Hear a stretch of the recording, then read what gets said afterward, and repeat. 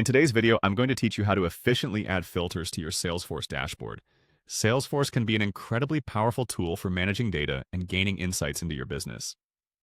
Whether you're just getting started or looking to enhance your current strategies, adding filters to your dashboards is a great way to tailor the data you see and utilize it effectively. First, let's begin by navigating to the Salesforce homepage. Once there, locate the App Launcher.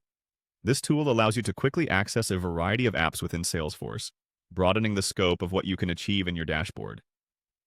Next, click on the Dashboards option from the App Launcher. Here, you will be able to view a list of dashboards that have been created.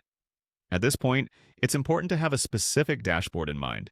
So, if you haven't already, take a moment to identify one that will be most useful for your work. Once you've chosen a dashboard, click on its name to open it. You'll notice there are several options available at the top of the screen. To customize this dashboard, you'll want to click on the Edit button, which will allow you to make changes and add new features.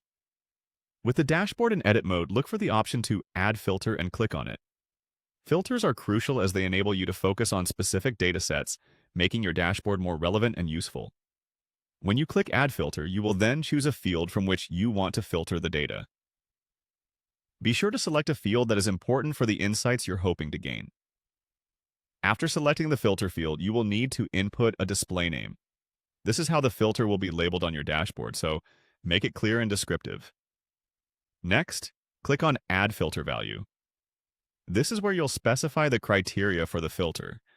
A drop-down menu will allow you to select an operator, such as equals, does not equal, greater than, or less than. Choose the operator that is most appropriate for your goals. Once you've selected an operator, choose a value that corresponds to the field you've filtered by. The available values will depend on the field you've initially chosen.